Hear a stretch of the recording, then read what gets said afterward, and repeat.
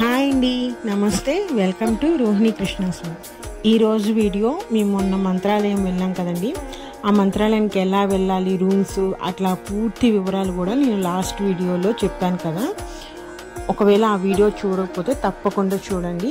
ఈ వీడియోలో వచ్చేసరికి మంత్రాలయం దగ్గర నియర్ బై ప్లేసెస్ అండి, అవి ఏమేమి ఉన్నాయి, ఎలా వెళ్ళాలి, వాటికి అయ్యే బడ్జెట్ ఎంతో నీకు పూర్తిగా చెప్తాను నేను.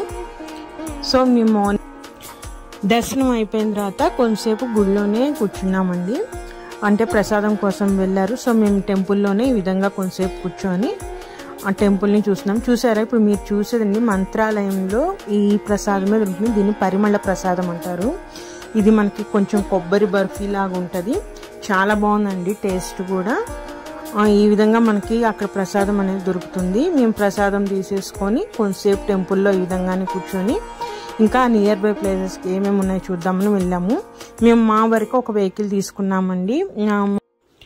మనం షేరింగ్లో కనుక వెళ్తే పర్ పర్సన్ 150 రూపీస్ ఛార్జ్ చేస్తారండి. సో మేము ఏంటంటే షేరింగ్ వద్దని మా వరకు ఒక వెహికల్ మాట్లాడేసుకున్నాము. ఇది ఎట్లా అంటే రూమ్ నుంచి టెంపుల్కి, టెంపుల్ నుంచి అన్ని ప్లేసెస్ తీసుకెళ్ళి మళ్ళీ రూమ్ దగ్గరికి తీసుకోవాలి. సో మొత్తం మేము 1200 పే చేసామండి వెహికల్కి అయితే. సో మమ్మల్ని ఫస్ట్ ఎక్కడికి తీసుకొచ్చారంటే ఇది అభయ ఆంజనేయ స్వామి టెంపుల్ అండి. ఫస్ట్ ఈ టెంపుల్ దగ్గరికి తీసుకొచ్చారు. ఇక్కడ హనుమాన్ అండి, చాలా పెద్ద విగ్రహము. చూసారా ఎంత పెద్ద విగ్రహమో ఇది.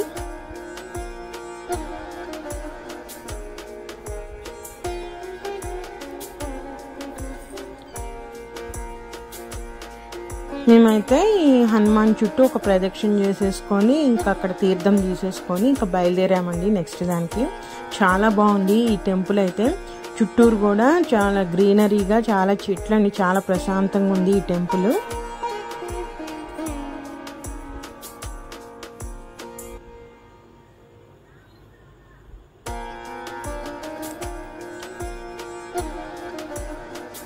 ఎటు చూసినా కూడా గ్రీనరీగా చాలా బాగుంది.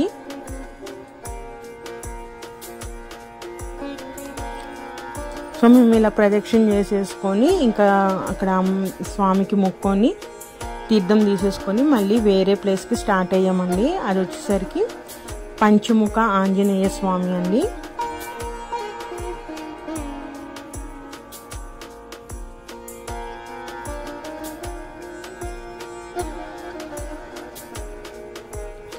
ఇదేనండి పంచముఖ ఆంజనేయ స్వామి గుహలు అంటారు వీటిని.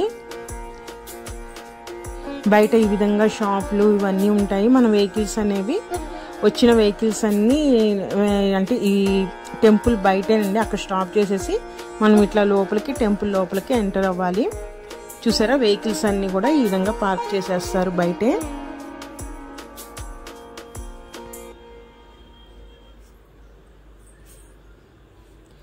ఇది టెంపుల్లో ఉండి, ఈ టెంపుల్ వచ్చేసరికి మనకి మంత్రాలయం ఏపీలో ఉంటే ఈ టెంపుల్ వచ్చేసరికి కర్ణాటకలోకి వచ్చేసిందండి. అందుకే ఇక్కడ అంతా నేమ్ బోర్డ్స్ అన్నీ కూడా కన్నడలోనే ఉన్నాయి. ప్లస్ ఇక్కడ అంటే పంతులు వీళ్ళు కూడా ఆ గుడి చరిత్ర ఇవన్నీ చెప్పేటప్పుడు అన్నీ కొంచెం కన్నడలోనే చెప్తున్నారండి. మన తెలుగు అనేది కొంచెం అక్కడక్కడ ఉంటున్నారు. ఎక్కువగా కన్నడలోనే ఇక్కడ ఉంది ఈ టెంపుల్ దగ్గర మనకి. ఈ పంచముఖ ఆంజనేయ స్వామి గుహలో రాఘవేంద్ర స్వామి వారు కొన్ని సంవత్సరాల పాటు, దాదాపు 13 ఏళ్ల పాటు ఇక్కడ ధ్యానం చేశారంటండి.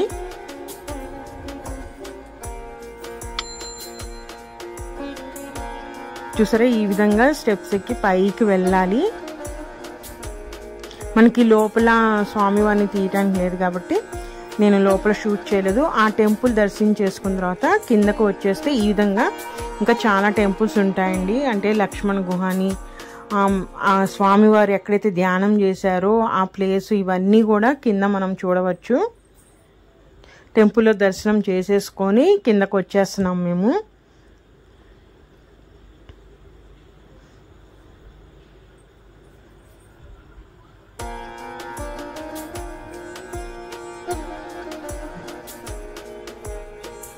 ఇక్కడ ఆంజనేయ స్వామి వారు కూడా మనకి అంటే స్పష్టంగా కనిపించరు.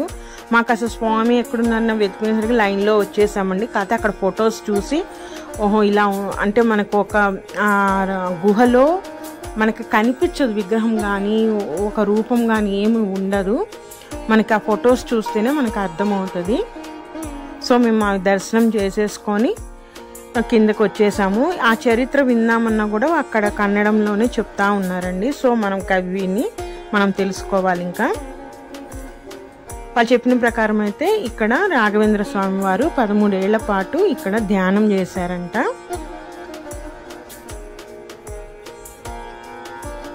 చూసారా కింద ఇవన్నీ కూడా నాగేంద్ర స్వామివి, ఇవన్నీ ఉప ఆలయాలండి, చాలా ఉన్నాయి. వీటన్నిటిని దర్శనం చేసేసుకున్న తర్వాత ఈ పంచముఖ ఆంజనేయ స్వామి టెంపుల్ దగ్గర ఇంకొక స్పెషల్ ఏమిటంటే రాక్ ఫార్మేషన్స్ అండి. అంటే పెద్ద పెద్ద కొండరాళ్ళు ఏవో మనం పేర్చినట్టే చాలా బాగా అంటే చూపిస్తాను మీకు ఇప్పుడు.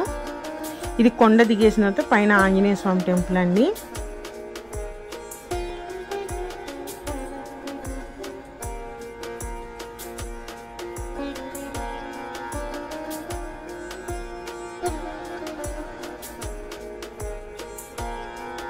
ఇదే మాట పంచముఖ ఆంజనేయ స్వామి గుహ అంటారు దీన్ని.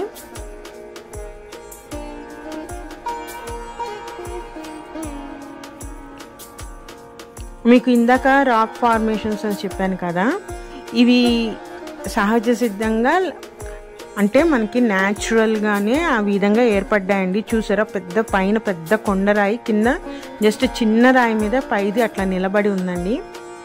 చూసారా ఎంత బాగుందో ఇది. ఇవి న్యాచురల్గానే ఏర్పడ్డాయండి, ఎవ్వరు వీటిని రెడీ చేసినవి కాదు. ఇది ఇప్పుడు మీరు చూసేదాన్ని అయితే బెడ్ పిల్లో అని రాసి ఉందండి కింద. అంటే ఒక బెడ్ పిల్లో మీద ఒక మనిషి పడుకున్నట్టుగా ఆ షేప్ అనేది ఉందని చెప్పేసి కింద మనకి బోర్డు అయితే ఉంది. చూసారా ఇవన్నీ కూడా న్యాచురల్గా ఏర్పడినాయండి. అవి చూసుకొని అక్కడి నుంచే మనం ఇంకొంచెం ముందుకెళ్తే లక్ష్మీ గుహ అని ఉందండి.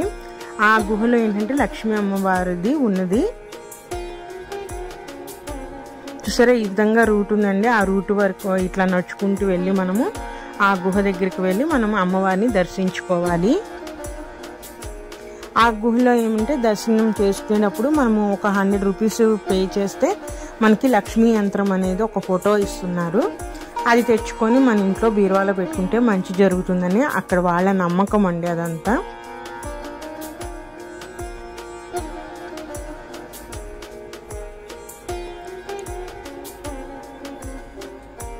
చూసారా ఇక్కడ కూడా రాక్ ఫార్మేషన్, అన్ని గుహలు, ఇవన్నీ చాలా బాగుందండి.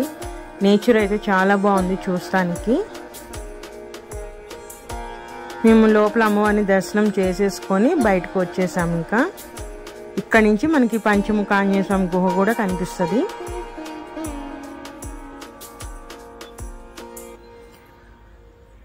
బాగా సమ్మర్ కాబట్టి ఇట్లా బయటికి రాగానే కొంచెం మనము ఫ్రెష్ అవటానికి కానీ కొంచెం అంటే వాటర్ కానీ కొంచెం ఫ్రూట్స్ కొంచెం సోడా టైప్ ఇట్లా అన్నీ ఉన్నాయి. ఆ ఎండలో మనకు అవి లేకపోతే చాలా కష్టమయ్యేది. అక్కడి నుంచి నెక్స్ట్ ప్లేస్ వచ్చేసరికి ఇది చాలా ఇంపార్టెంట్ ప్లేస్ అండి.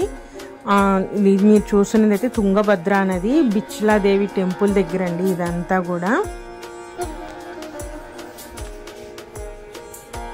రాఘవేంద్ర స్వామి వారు ఇక్కడ ఈ ప్రదేశంలో కొన్ని సంవత్సరాల పాటు ధ్యానం చేసి ఈ తుంగభద్ర నది ద్వారానే మంత్రాలయం వరకు వెళ్ళి అక్కడ జీవ సమాధి పొందారంట.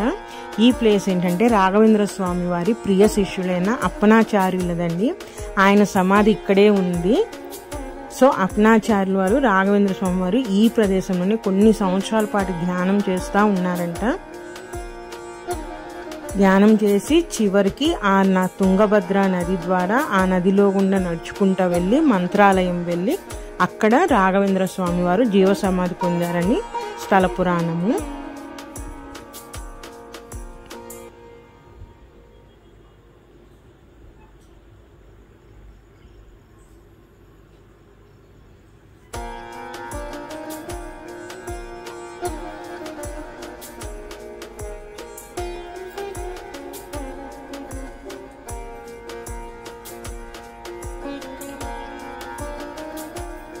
ఇప్పుడు మీరు చూస్తున్న ప్లేస్లోనే అప్పనాచార్య స్వామి వారి సమాధి అండి. అది దర్శించుకొని దాని పక్కగుండా ప్రదక్షిణం చేసుకొని పైకి వెళ్తే మనకి బిచ్చలాదేవి టెంపుల్ ఉంటుందండి. మీకు కనిపిస్తుంది కదా. ఇప్పుడు ఈ టెంపుల్ని కూడా ఈ మధ్య కన్స్ట్రక్షన్ చేశారు.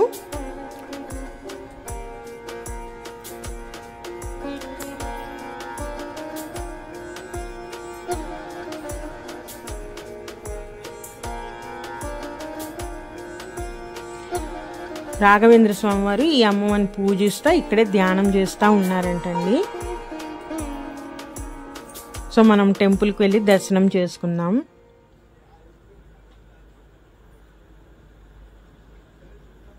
చాలా పెద్ద ప్లేస్ అండి, చాలా బాగుంది. మన వెహికల్స్ ఇక్కడ కూడా పార్క్ చేసేసుకొని మనం టెంపుల్లోకి వెళ్ళి దర్శనం చేసుకొని కొంతసేపు కూడా అక్కడ కూర్చోవచ్చు. ఇక్కడ కూడా అన్నదానాలు అన్నీ జరుగుతున్నాయి. చూసారా, వారేనండి బిచ్చలాదేవి. ఇదివరకు ఈ టెంపుల్ కట్టనప్పుడు ఈ విధంగా ఉందండి. అలాంటి టెంపుల్ని అవన్నీ తీసేసి కొత్తగా ఈ విధంగా ఇప్పుడు మీరు చూస్తున్న విధంగా కొత్తగా కన్స్ట్రక్షన్ చేశారు టెంపుల్ని. ఇంకా పనులు జరుగుతూనే ఉన్నాయి. ఇదైతే యాగం చేయడానికి బాగా చేశారండి ఏర్పాటైతే.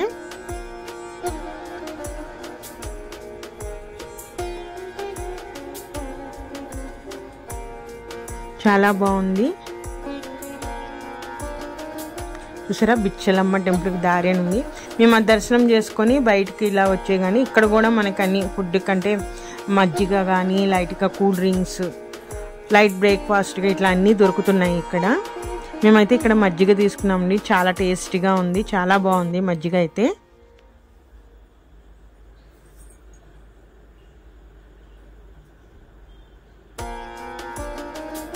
మనం ఇక్కడి నుంచి ఇప్పుడు రాఘవేంద్ర స్వామి వారు తన ప్రియ శిష్యులైన అప్పనాచార్య స్వామి వాళ్ళ ఇంట్లోనే ఉన్నారంటేనండి. 10 సంవత్సరాల పాటు వాళ్ళిద్దరు కలిసి ఈ నిలయంలోనే ఉన్నారంట. ఒక 15 సంవత్సరాల క్రితము తుంగభద్రా నదికి వచ్చిన వరదలకి ఈ ఇల్లు అంతా పాడైపోయిందంటండి. మళ్ళీ న్యూగా కన్స్ట్రక్షన్ చేశారు ఈ బిల్డింగ్ మొత్తము. సో ఈ ఇంట్లోనే రాఘవేంద్ర స్వామి వారు అప్పనాచార్య వాళ్ళు ఉండేవాళ్ళని స్థల పురాణం అండి.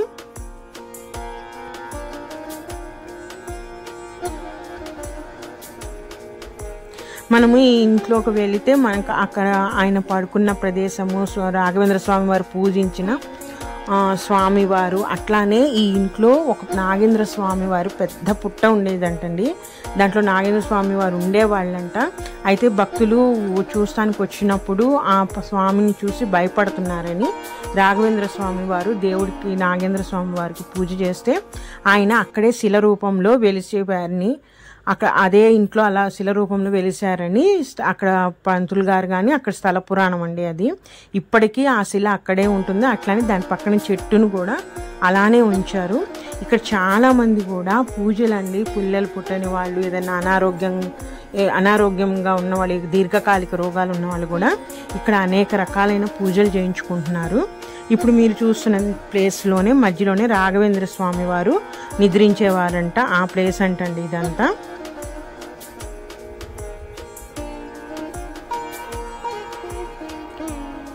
మేము అవన్నీ దర్శించుకొని ఇంకా బయటకు వచ్చేసామండి.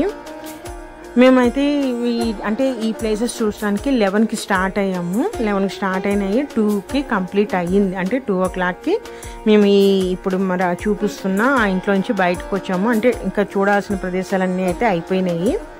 ఇక్కడి నుంచి ఇంకా మా రూమ్కి వెళ్ళిపోవటమే.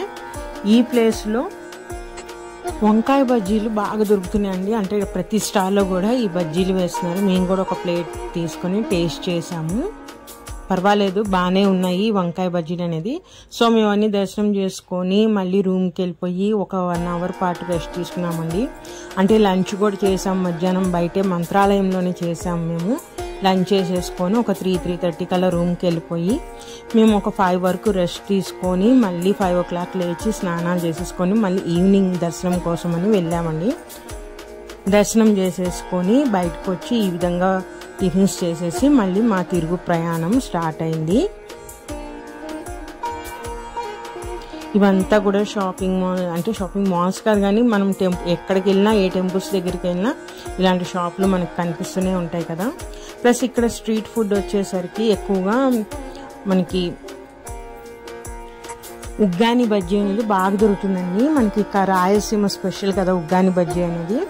సో అదైతే బాగా దొరుకుతుంది ఇక్కడ. మేము అది కూడా ఒకటి టేస్ట్ చేసాము. సో మళ్ళీ మేము ఆ టిఫిన్స్ అవన్నీ డిన్నర్ చేసేసుకొని ట్రైన్ వచ్చేసరికి నైట్ 11:40 కాబట్టి మేము 8 కల్లా రూమ్కి వెళ్ళిపోయి మళ్ళీ ఒక 9:30 వరకు కొంచెం రిలాక్స్ అయ్యి ఆ రూమ్ దగ్గర మళ్ళీ అవన్నీ డిపాజిట్ దగ్గరికి వెళ్ళి సిఆర్ఓ ఆఫీస్కి వెళ్ళి కీస్ ఇచ్చేసేసి మన రిసిప్ట్లు అవన్నీ తీసేసుకొని మేము ఇంకా తిరుగు ప్రయాణం అయ్యామండి. మరి ఇదేనండి మంత్రాలయం టూర్ అనేది. 1 డేలో ఎలా వెళ్ళి రావాలో మీకు అన్ని వివరంగా అయితే వీడియోస్ ఉన్నాయి. 2 వీడియోలు కూడా చూడండి, మీకు అన్నీ బాగా తెలుస్తాయి. నా వీడియో కనుక నచ్చితే ప్లీజ్ సబ్స్క్రైబ్ ఛానల్, అలానే లైక్ చేయండి, షేర్ చేయండి. మరొక మంచి వీడియోతో